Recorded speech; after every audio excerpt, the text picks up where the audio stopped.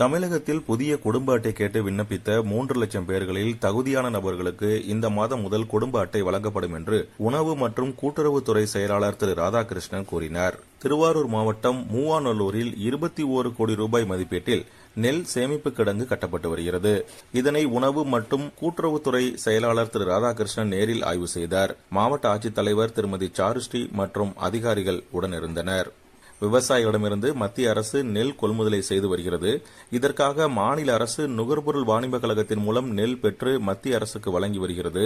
இதுபோன்று பெறப்படும் நெல் மழை போன்ற இயற்கை சீற்றங்களால் பாதிக்கப்படாமல் தரமானதாக பாதுகாக்க சேமிப்பு கிடங்குகள் அமைக்கப்பட்டு வருவதாகவும் திரு ராதாகிருஷ்ணன் அப்போது கூறினார். விவசாயிகள் செய்யக்கூடிய அந்த பயிரிட்டு வெள்ளச்சல் வரும்போது ஒரு பக்கம் டிபிசி ஓபன், கடந்த ஆண்டு நம்ம 3000க்கு மேற்பட்ட டிபிசி ஓபன் பண்ணோம். தற்பொழுது இது படிப்படியாக குறைந்தால் கூட மறுபடியும் நமக்கு குறுவை முடியும் போது லாஸ்ட் இயர் இந்த மாவட்டத்தில் மட்டும் 522 வந்து ஓபன் பண்ணிருந்தோம். இந்த ஆண்டு கூடுதல் கோடவுன் இவங்களுக்கு பாதுகாப்பு தமிழ்நாடு முழுவதும் 12 ஆபரேஷனல் கோடவுன் வந்து 28,000 மெட்ரிக் டன்ல 34 கோடியில கட்டி கொண்டிருக்கோம். இதர கோடவுன்கள் அகைன் 17,500 மெட்ரிக் டன் கெப்பாசிட்டி உள்ளது, இன்னும் 32 கோடியில கட்டிட்டு இருக்கோம். திருவாரூர் மாவட்டம் நன்னிலம் பேரூராட்சி எழில் நகரில் 1 கோடியே 17 லட்சம் ரூபாய் மதிப்பீட்டில் நகர்ப்புற மேம்பாட்டு திட்டத்தின் கீழ் நூலகம் மற்றும் அறிவுசார் மையம் திறக்கப்பட்டுள்ளது.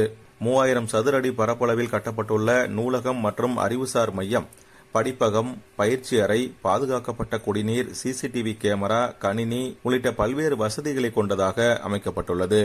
டிஎன்பிஎஸ்சி, எஸ்எஸ்சி போன்ற போட்டி மற்றும் திறனறி தேர்வு புத்தகங்கள், தமிழ் இலக்கிய புத்தகங்கள், வரலாறு, அரசியல் தொடர்பான புத்தகங்கள், கலை களஞ்சியம், பொது அறிவு புத்தகங்கள் உள்ளிட்ட பல்வேறு தலைப்புகளில் இங்கு புத்தகங்கள் வைக்கப்பட்டுள்ளதால் சிறியவர்கள் முதல் பெரியவர்கள் வரை இந்த நூலகத்தை பயன்படுத்திக் கொள்ள மாவட்ட ஆட்சித்தலைவர் கேட்டுக் கொண்டுள்ளார். திருவாரூர் தியாகராஜ சுவாமி திருக்கோவில் மற்றும் மன்னார்குடி ராஜகோபால சுவாமி திருக்கோவில்களில் ஆடிப்பூர விழா நடைபெற்று வருகிறது.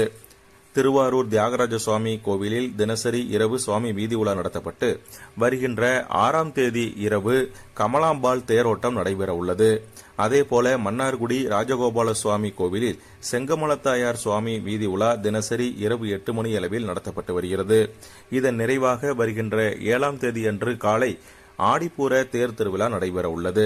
மத்திய ரயில்வே பட்ஜெட்டில் தமிழகத்திற்கு ஒதுக்கியுள்ள நிதியின் மூலம் ரயில்வே பணிகளை விரைந்து முடிக்க முடியும் என்று தெற்கு ரயில்வே ஊழியர் சங்க முன்னாள் துணை பொதுச் செயலாளரும் ஓய்வு பெற்ற நிலைய கண்காணிப்பாளருமான திரு டி மனோகரன் கூறினார். மத்திய அரசு தாக்கல் செய்த நிதிநிலை அறிக்கையில் 976 கோடி ரூபாய் புதிய பாதை திட்டங்களுக்கும் 413 கோடி ரூபாய் அகலப்பாதை திட்டங்களுக்கும் 2214 கோடி ரூபாய் இரட்டை பாதை திட்டங்களுக்கும் 111 கோடி ரூபாய் மின்மயமாக்கல் திட்டங்களுக்கும் தெற்கு ரயில்வேக்கென ஒதுக்கப்பட்டிருக்கிறது.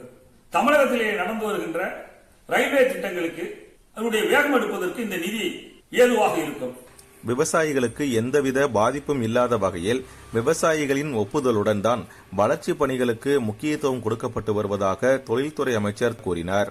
திருவாரூர் மாவட்டம் கொரடாச்சேரி அருகே சிப்காட் அமைப்பதற்கான இடத்தை மாநில தொழில்துறை அமைச்சர் நேரில் ஆய்வு செய்தார். அதனைத் தொடர்ந்து செய்தியாளர்களை சந்தித்து பேசிய அவர், இதுவரை 10 லட்சம் கோடி ரூபாய் அளவை தாண்டி தமிழகத்திற்கு முதலீடுகள் வந்துள்ளதாகவும் 32 லட்சம் பேருக்கு வேலை வாய்ப்புகள் உருவாக்கி தரப்பட்டுள்ளதாகவும் கூறினார். இந்த ஒரு 3 ஆண்டுகள்ல மட்டும் இப்ப சமீபத்திய முதலீடுகள் எல்லாம் சேர்த்து பார்த்தீங்கன்னா 10 லட்சம் கோடி ரூபாயை தாண்டி முதலீடுகள் இந்த தமிழ்நாட்டுக்கு வந்து சேர்ந்திருக்கின்றன. திருவாரூர் மாவட்டம் கொரடாச்சேரி ஊராட்சி ஒன்றிய புதிய அலுவலக கட்டடம் 3 கோடி ரூபாய் மதிப்பீட்டில் கட்டப்பட்டிருந்தது. இதனை தமிழக முதலமைச்சர் காணொலி காட்சியின் மூலம் திறந்து வைத்தார். இதேபோல மன்னார்குடி மதுக்கூர் சாலையில் மன்னார்குடி காவல் நிலையத்திற்கு புதிய கட்டடம் திறக்கப்பட்டுள்ளது.